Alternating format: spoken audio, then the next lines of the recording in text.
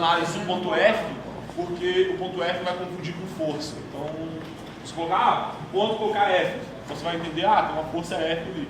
Então a gente não usa, a gente pula o F. Então você vai estranhar e falar, não tem um F, já pulou direto para o G. Sim, pulou para o G porque o F a gente não usa.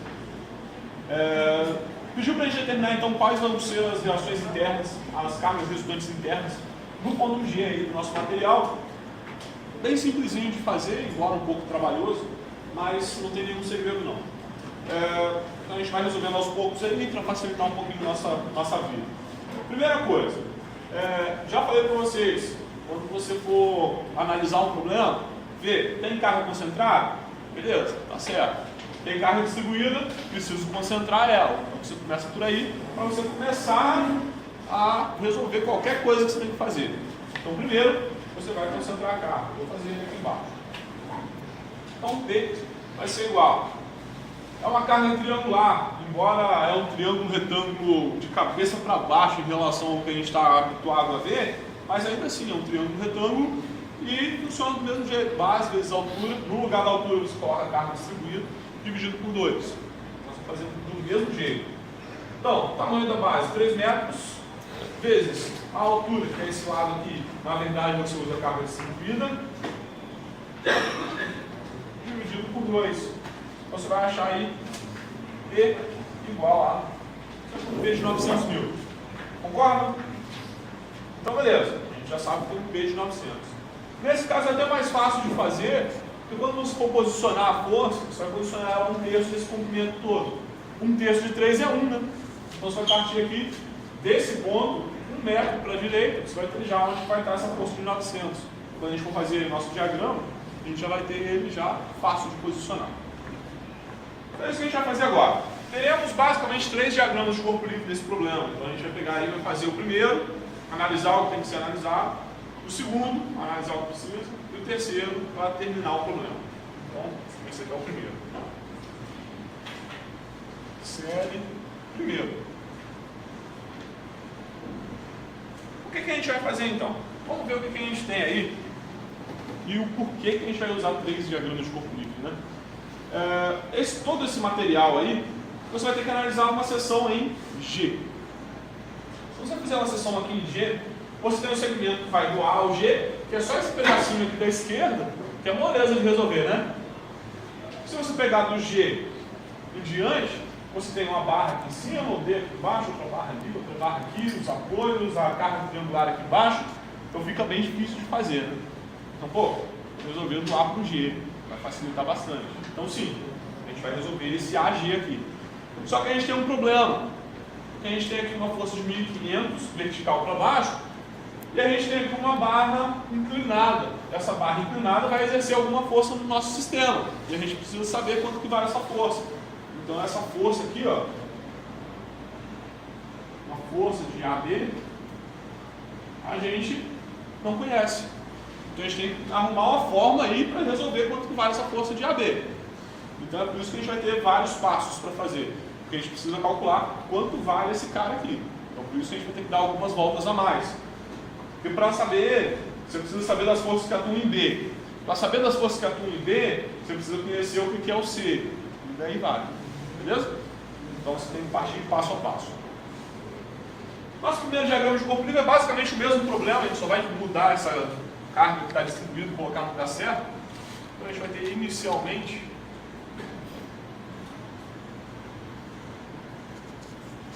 o mesmo esquema. Não resolvemos nada ainda desse negócio. Nota que ele é preso por pinos. Eu vou tirar esse pedaço. Lembra que eu falei para vocês do acoplamento por pinos? Ele é preso por pinos externos. E os pinos externos eles têm reações horizontais e verticais possíveis. Ele não tem em nenhum momento que ele permite um giro. Aí, de uma forma ou de outra, mas permite um giro. Então ele não tem como resultante de reação de apoio aí um momento proveniente do apoio. Ele tem só forças horizontais ou forças verticais. Então essa daí a gente tem que analisar, porque vai ser importante. Vamos aí identificar os nossos pontos. Esse daí você não precisa nem se preocupar com o ponto G ali, você tem que calcular a seção. você faz só no último, que ele vai ser importante, então, até no último diagrama de corpo livre, isso aqui não vai fazer diferença nenhuma. Então, esse aqui é o ponto A, uma força aqui vertical para baixo, concentrada de 1500, isso é horroroso, mais de 1500. Você tem aqui as distâncias até o final, 1 metro, 1 metro, 1 metro, 2 metros, e aqui, ó, você tem o B. Porque aqui, 1/3 de 3 a partir da altura. Esse aqui é o ponto A, ponto B, C, D e F. Essa altura aqui, vou colocar mais para frente, é 1,5. Então tá, organizado o que a gente tem de informação até agora. Vamos lá, a gente tem o seguinte, a gente precisa identificar as forças que acontecem nos nossos apoios. Então pensa assim, a gente pode fazer por análise prévia, para a gente não ter que ficar fazendo toda hora aquela inversão dos nossos vetores. Então pensa assim, a sua viga aqui embaixo, por conta da aplicação de todas essas forças, tende a girar para baixo, né? Então essa barrinha aqui em cima tem por função aplicar uma força. Tá lá, né? Essa aqui é uma força de C na horizontal, Cx. Mas pensa aí, você tem alguma outra força horizontal aqui? Se você não tem nenhuma força horizontal, você teria uma resultante na horizontal, né? Que seria a F de C em X. Ou seja, seu material ia adquirir aceleração e ia sair do lugar. Pode acontecer isso? Não, porque está preso na parede. Então o que eu preciso? Preciso anular isso aqui, né? Preciso que ele tenha alguma outra força apontando para o outro lado. Que força vai ser essa? A força do nosso apoio aqui embaixo. Então você tem aqui do outro lado, ó, uma força oposta. Essa daqui, vamos chamar só de R de X. Ela vai ser pouco importante. Beleza. Então a gente já sabe que a gente vai ter uma reação de apoio em C com a finalidade de evitar que o material gira. A gente tem um apoio aqui em E para evitar que o material entre dentro da parede ou saia da parede, então a gente precisa da oposta. E a gente vai precisar agora de mais uma reação. Que reação vai ser essa? A gente tem duas cargas verticais para baixo, e a gente tem todo o material que também tem um peso, que tem uma carga. Não pediu para a gente considerar um problema, mas ele tem. Então também está segurando tudo isso para baixo, está empurrando tudo isso para baixo. Você precisa de uma força vertical para cima para anular tudo isso, senão vai complicar o negócio. Ele vai estar descendo se você não considerar essa força. Como a gente tem a nossa viga presa principalmente pelo nosso apoio E, então a gente vai ter aqui, ó, vertical para cima, uma resultante E. Encontramos as nossas reações de apoio. Lembra que a gente não vai ter uma reação vertical aqui em C, porque a única finalidade do C vai ser evitar que esse apoio de baixo gire. Então, só serve para isso ele. Então a gente não precisa ter uma componente vertical em C. Belezinha, agora a gente calculou quanto para essas reações. Né? Lembra que eu falei para vocês que sempre que você calcular as reações de apoio, de um apoio fixo, de um pino interno ou um pino externo, dá um pouquinho de trabalho de fazer. Então a gente tem que fazer esse inevitavelmente, não dá para a gente abandonar ele, porque a gente tem que saber quanto que é essa força aqui, ó. Essa força é decorrente do F de C em X aqui, ó. Então a gente tem que determinar quanto que vale ele. A gente sabe que ele é igual ao EX, então a gente consegue calcular alguma coisa. Primeiro, para a gente resolver essas reações de apoio, a gente vai resolver exatamente do mesmo jeito que a gente já fazia anteriormente. A gente tinha aí uma barra horizontal, você tem um apoio aqui, um apoio aqui. Eles vão ser, então, as suas reações de apoio. Aqui, um RA e um RB. Concorda? A gente fazia isso, calculava, somatava os momentos de um ponto, encontrava o valor do outro. Agora, o que acontece? Você tem uma estrutura que, se você fosse analisar, colocando só para ficar do mesmo jeito que a gente já resolvia, ó, você ficaria com um negócio mais ou menos assim, ó. Você tem aqui um apoio aqui, você tem aqui uma coisa aqui embaixo, como se fosse um RA e um RB. Então não vai mudar muita coisa, a ideia vai continuar sendo a mesma, só que a gente vai ter aí que prestar atenção nas nossas distâncias,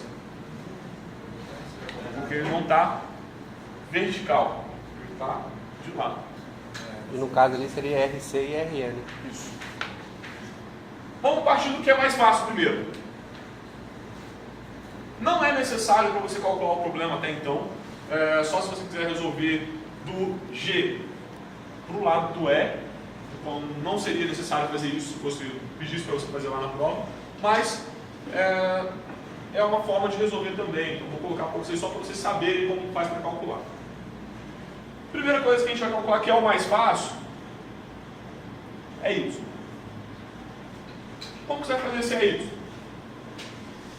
Y, a gente vai determinar por somatório das forças verticais. Tem que ser igual a zero. Para cima positivo. Para cima é positivo. O que você tem para baixo aqui? 1.500 e o B. E para cima você tem o Y. Então você vai ficar com 1.500 menos 900 mais EY igual a zero. Então o EY vai ser igual a 2.400 N. Beleza? Então esse daí é o nosso EY. No problema a gente não vai usar ele para nada, porque a gente vai usar o segmento de G até A. Se você for usar o outro segmento, ele vai ser importante. Mas calcular para o outro segmento é ainda mais trabalhoso que esse. Beleza, então. Agora a gente tem que partir para o cálculo das nossas reações horizontais. É essa aí que vai dar trabalho de fazer.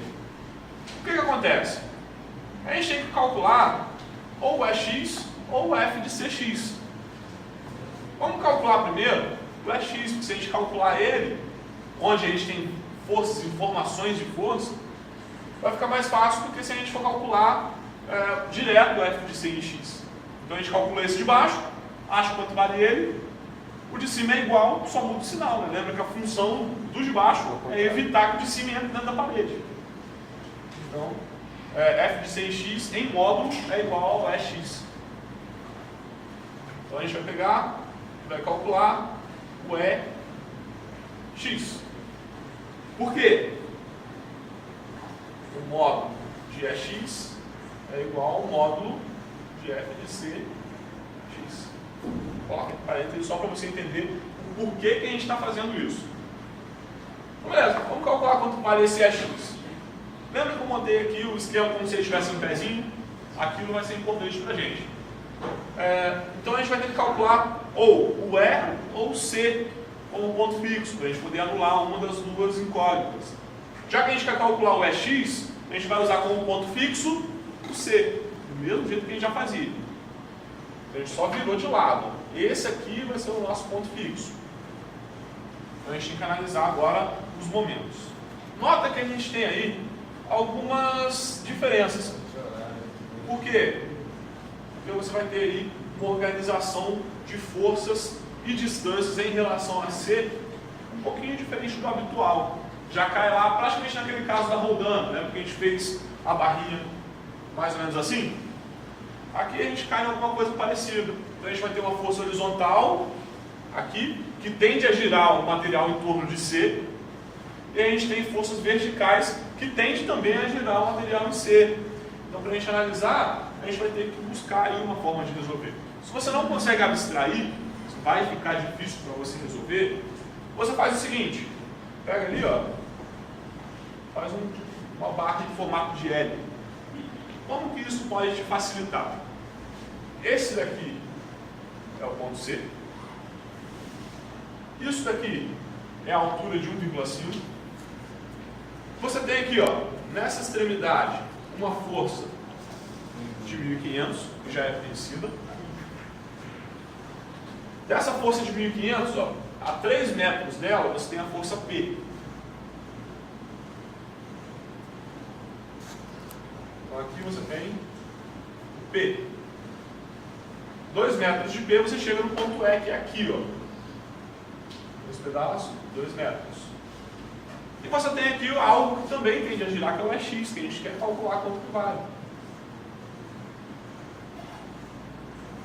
Beleza, já organizamos um pouquinho melhor o que a gente precisa calcular para determinar o EX. Percebe o seguinte, se você tem isso aqui, esse é o ponto fixo.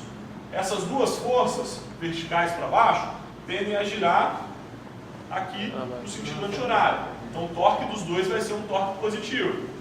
Se você pegar e empurrar aqui, ele vai tender a girar no sentido horário. Então o torque produzido pelo EX vai ser negativo. Então imagina que isso é uma barra em formato de L mesmo, preso por essa extremidade. Vai funcionar da mesma forma. Então, ó, quais as distâncias que você vai considerar? Falando para as forças verticais, você vai usar essa distância de 5 metros, total, né? De 5 metros. Falando dessa força horizontal, você vai usar essa distância aqui, vertical. Lembra que a gente está analisando a perpendicular, né? É como se você estivesse analisando do ponto C, uma barra vertical, e a força é X, aplicada nessa extremidade, e do ponto C, uma barra horizontal, com 1.500 e o P. Isso aqui acontecendo ao mesmo tempo. Entendeu? Por isso que vai dar uma complicadinha para abstrair, mas se resolver umas 500 vezes não fica automático. Só, depois que resolver 500 desse daí, fica fácil de fazer. Fazendo isso então, ó, somatório dos momentos em C tem que ser igual a zero. Se é momento, o anti-horário vai ser positivo. Então vamos partir aí para essa análise. Primeiro das forças que a gente vai analisar, vamos pegar esse 1500 aqui, ó. Lembra que o 1500 vai tender a girar tudo isso aqui no sentido anti-horário, então o torque dele é positivo. A distância que ele está em relação ao C é esses 5 metros. Próxima força é o P, que também produz um torque positivo. O P vale 900 que a gente calculou. A distância que ele está do ponto C, que a gente vai considerar, é esses 2 metros aqui. Então 900 vezes 2. Temos aí, ó, menos. Por quê? Esse AX tende a girar todo o nosso sistema no sentido horário. Eu falei, se eu empurrar aqui, ele vai girar no sentido horário. Torque negativo. É X vezes a distância, que é essa daqui de cima, a vertical, 1,5. Isso aqui igual a zero. Beleza? Já foram 7.500. 7.500 mais 1.800 menos 1,5 é X igual a zero. Então, tem um canalzinho da X vai ser igual a 8, 9 e 300 dividido por 1,5. X vai dar 6.200. Então lembra dessa consideração que a gente fez aqui, ó, que o EX ele vai ser em módulo igual ao F de C em X. Então beleza, a gente já calculou quanto que vale o F de C em X, né? Então agora a gente já pode dar o próximo passo no nosso problema. A gente pode falar que o F de C em X vai ser igual a 6.200 mil. Porque uma anula a outra ali. Porque um tem que anular o outro, né? Bem lógico até aí. Então, como eu falei, não é difícil o cálculo, embora seja trabalhoso de você enxergar tudo. Mas não é nada diferente do que a gente já fez. Vamos aí agora. Conhecendo o F de C em X, a gente pode fazer um novo diagrama de corpo livre. Esse novo diagrama de corpo livre, a gente chama de diagrama de corpo livre 2. Nele, a gente vai analisar ponto B. Beleza? Então, a gente vai estar analisando o ponto B. Por quê? Porque a gente tem que saber quanto que vale essa força inclinada aqui que a gente não sabe. A gente está querendo calcular. A gente tem que ir transmitindo essas forças até chegar onde a gente precisa. Então, ó, a gente tem aqui nosso ponto B. Temos aqui o F de C em X. Vamos chamar só de f de c ele aqui, porque ele já vai substituir o valor dele. F de c igual a 6.200. A gente tem aqui, ó. Vamos colocar aqui como vertical, como inclinado para cima, porque a gente já vai facilitar um pouquinho a ideia de vocês, facilitar a compreensão. Na verdade, esse daqui, f de b, de AB, ele seria inclinado para baixo. Só justificar o porquê que eu estou fazendo ele para cima ali. A gente vai falar que esse f de AB vai ser virado para cima, a orientação dele, porque você faria o seguinte, esse no ponto B, então você precisa de alguma coisa para anular ele no ponto A. Você teria aqui, ó, no ponto A, um f de AB também, ó, só que em sentidos opostos. Então, já que a gente tem que determinar esse cara aqui e ele é igual, então a gente vai usar ele vertical para cima, que a gente já acha esse vetor aqui, não precisa entender que ele vai virar aqui, certo? Então, só para explicar para vocês o porquê que a gente vai usar para cima e não para baixo. A gente não tem que fazer isso aqui.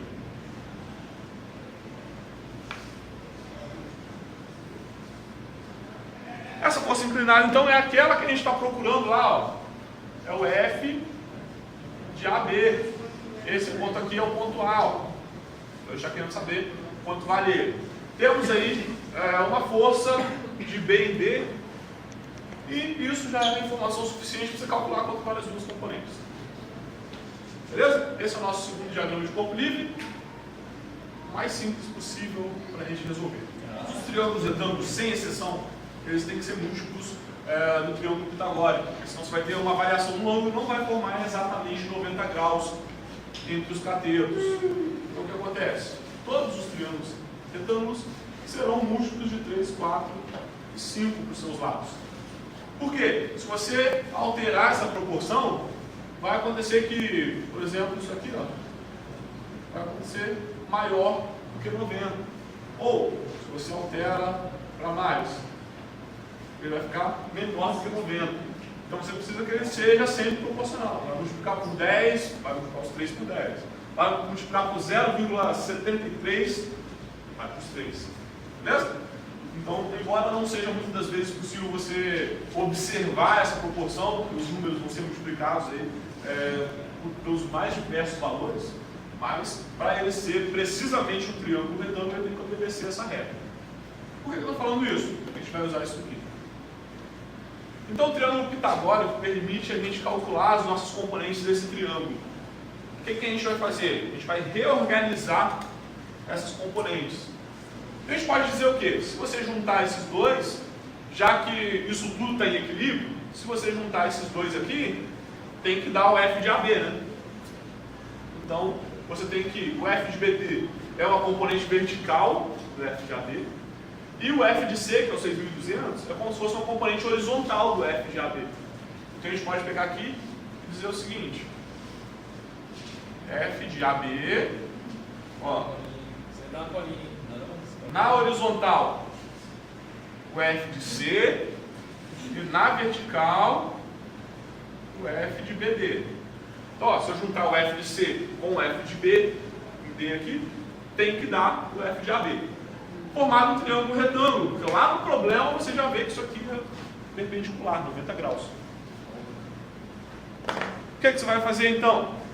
Juntar o tal do Pitágoras com o Tales. Faz o Pitágoras aí para você ver.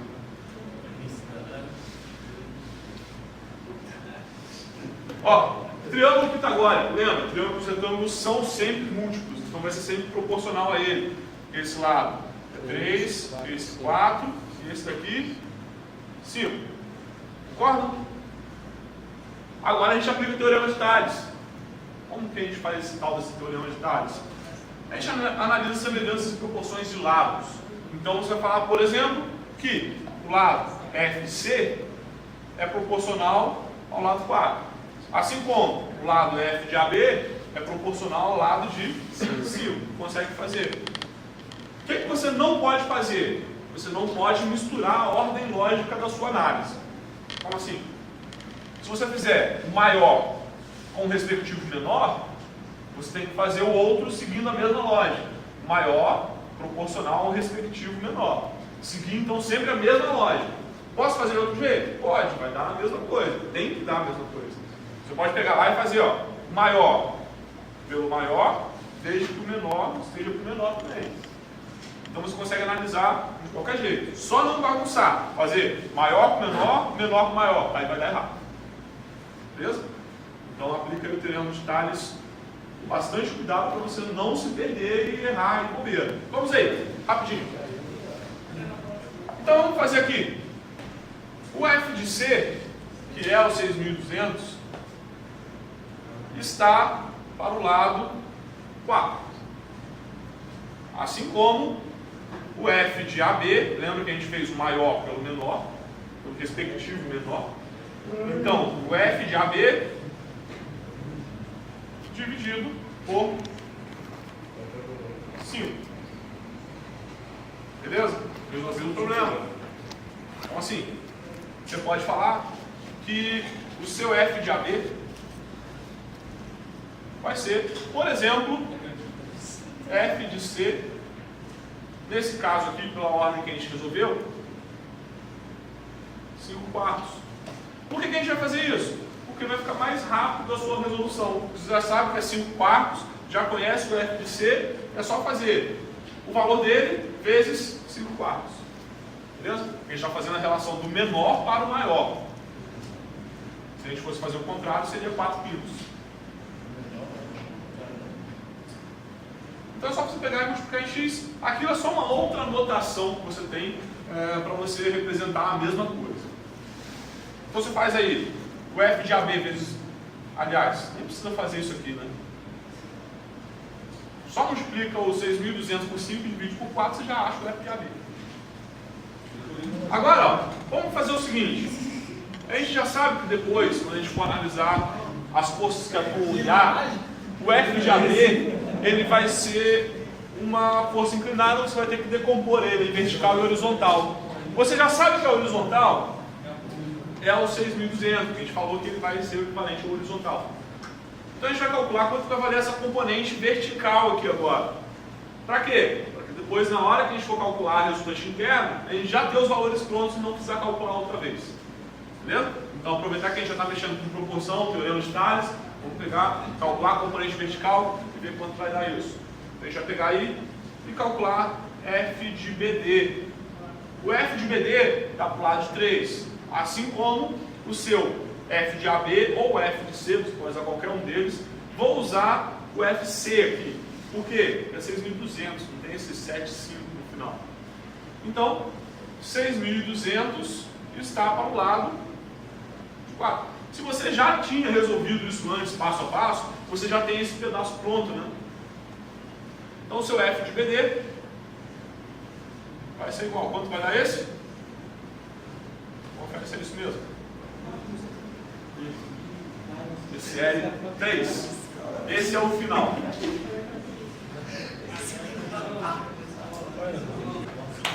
Pessoal, esse daqui é o seu ponto A. Esse aqui é o seu ponto que você tem que calcular a seção feita no ponto G. Então no ponto G a gente vai ter ali as nossas resultantes internas que a gente tem que calcular. Foi o problema que pediu para fazer. Até aqui você está calculando só o f de AB. Você não tem essa necessidade não. Aqui é o que a gente vai resolver de verdade. Formal, precisamento, momento, e começa a resolver o problema. Então a gente vai pegar e vai fazer aí. Primeiro, vamos ver o que? Formal, pode ser? Então força normal. Somatório das forças horizontais, que são x e não y, tem que ser igual a 0. Para a direita positivo. Bom, mas só tem a normal aí de força horizontal? Não, você tem a componente horizontal desse f de AB. Então você tem aqui, ó, vou fazer só uma fonte de dados, você tem ideia do que é um f de AB em x. O que é esse f de AB em x? A gente já calculou, se a gente for desfazer, a gente vai estar dando volta. É esse cara aqui, ó.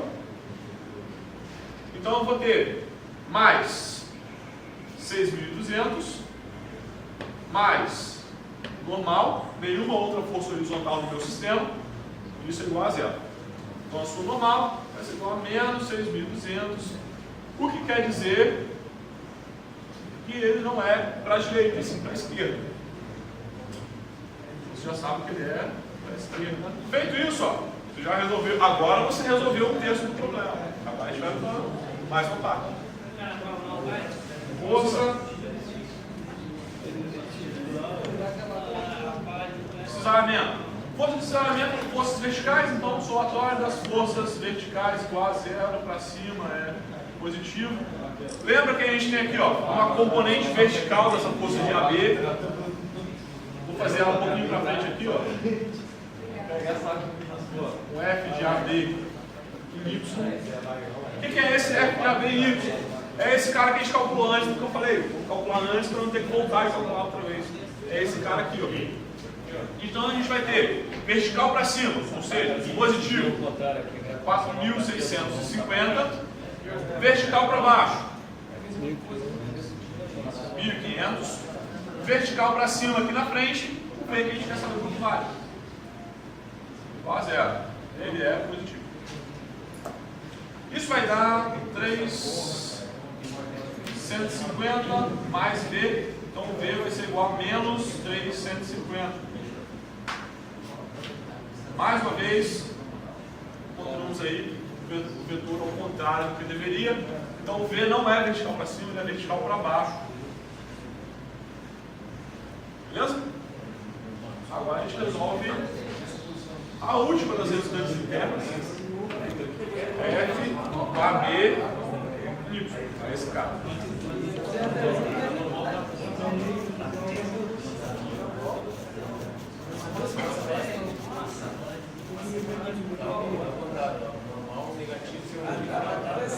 Momento fletor, molezinha de fazer agora. Lembra que agora é importante a gente ver isso. Do ponto A ao ponto G você tem 1 metro. Então você sabe que daqui até o final 1 metro. Vamos pegar aí, vamos resolver os momentos. A gente tem 1.500 que gira aqui no sentido anti-horário. Então 1.500 vezes 1, que é a distância. Depois a gente tem a força de AB em Y, que também está a distância de 1, mas gira no sentido do horário. F de AB em Y é o 4.650 vezes 1. E a gente colocou o momento aí anti-horário. A gente colocou ele anti-horário. Aliás, horário. Então eu toque negativo. Momento. Isso igual a zero. Mas também deu certo. Então a gente vai ter 1.500 menos 4.650 menos M igual a zero. Então o M vai ser igual a 350 Newton vezes metro. Então o momento estava com a orientação correta, né? Então a gente pega aí, faz a nossa conclusão, ó, que o V vertical para baixo, que o N é para a esquerda e que o momento vai ser realmente o mesmo que a gente colocou. Professores, esse 4.650